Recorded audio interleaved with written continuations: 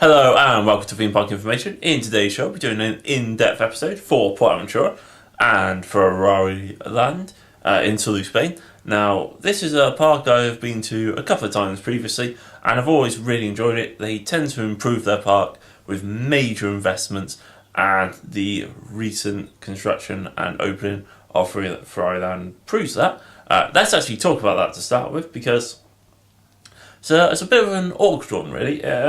Has a few rides, e.g. Red Force, which is actually pretty fantastic. Has a great launch, really good drop. It's a smooth, forceful, and enjoyable ride. There was no queue when I went on it, and me and my friend, went on it. Front, back, middle, and generally speaking, really enjoyed it. I mean, it has good theming, it looks amazing. There's no real complaints about it or anything like that. It does possibly have some of the most violently opening kind of lap bar restraints ever when they fly up and you're like, whoa, that could hit me in the face.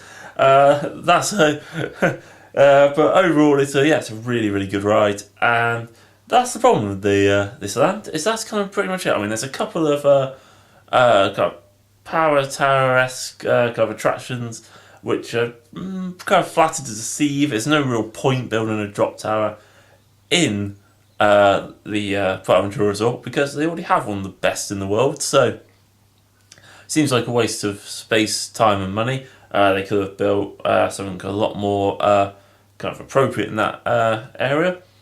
They have a pretty kind of cool interactive kind of 3D kind of simulator with the backstory and information on Ferrari Land and Ferrari itself, which is pretty cool. I mean, I'm not a huge car fan, so it was maybe wasted on someone like me, but I still kind of enjoyed what they were going for. And generally speaking as well, it wasn't too bad. No real complaints about that. And that's kind of the thing. It's like, there's a small museum with a couple of car memorabilia in it and such, but not really too much in it there. And there was like a kids racing coaster. I say coaster, like track, probably a better way of describing it. And that was kind of it. I mean, don't get me wrong, it's a really well themed, really beautiful area. They, haven't charged a full amount for it. You can buy it as part of a 2-park ticket, which is great. I'd highly recommend doing that. To get into it is also pretty easy and painless. The entrance to it looks actually fantastic as well, and it looks really well done. There's a lot of build quality to it, and I can't really fault it too much.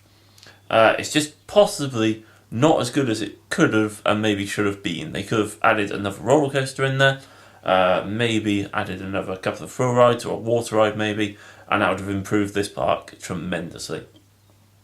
Anyway, moving on to the actual Portaventura park. And it's a bit of a strange bag, because Portaventura is generally a really beautiful, pretty well themed, really well maintained park. They tend to always work on trying to get their roller coasters open if they're down, and they do generally, a really good job. They have a couple of awesome attractions. So Shambhala is absolutely amazing. I think Dragon Khan's pretty damn amazing. I think Furious Baco, despite being pretty rough, is a really good ride. Then you kind of add to that the fact they have Hurricane Condor, which is just fantastic. No matter what you do on it, whether or not you sit down or stand up, it's absolutely great. What you're looking at is a really solid park. They have quite a few water rides. Some of them were shut because it was a little bit cold. It wasn't freezing cold, but it was a little bit cold when we were there.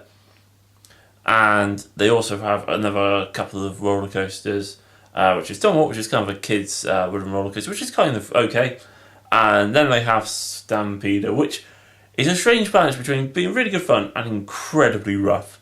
I mean, there are a couple of points on that ride which are generally really painful. It's no matter which side you go on, they both have their moments.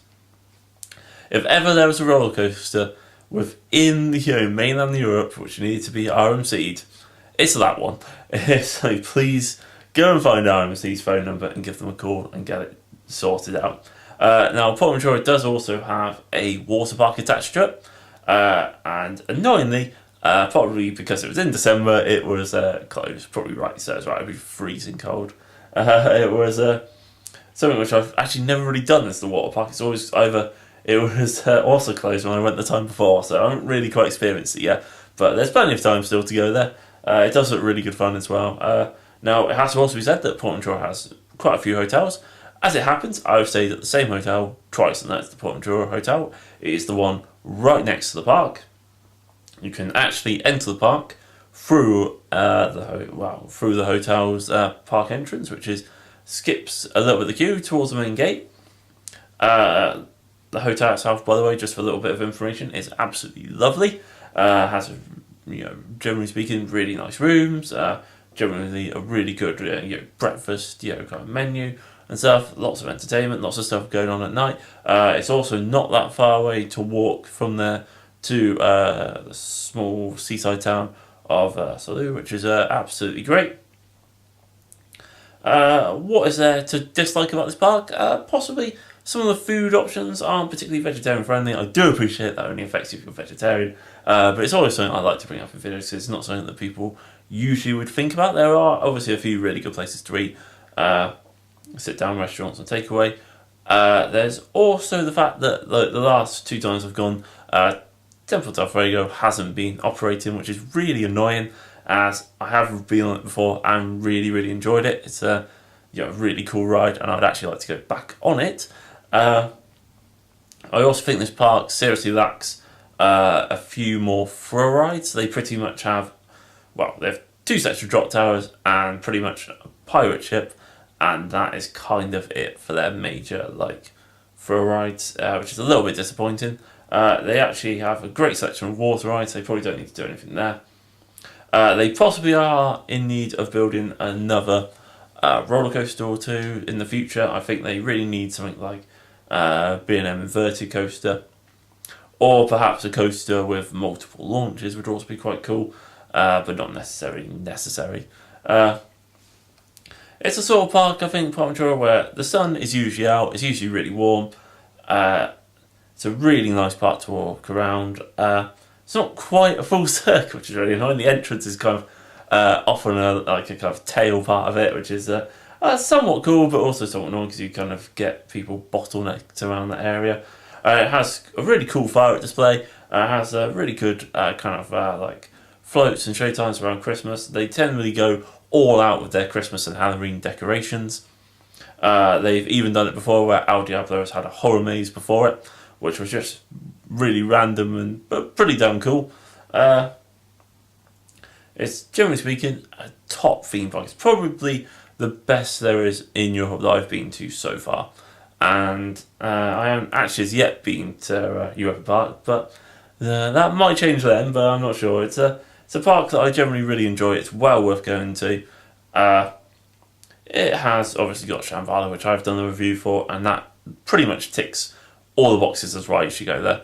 Anyway, guys, we just need to discuss the pricing, and it's actually reasonably affordable, costing about €75 for the 2-day park ticket. Most of the food options are about €10 or so, and it's also a pretty short walk to get there from the nearby town of Salou, so you don't need to get a bus or taxi to get there.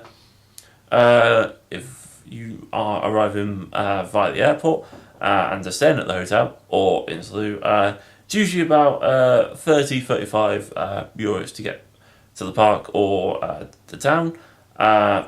Generally speaking, though, there's not really that much expense. It does kind of dominate the skyline as well, which is really cool. It's overall a fantastic theme park and well worth visiting. There's a reason I've been there 3 times so far, and that's because it's well worth a visit.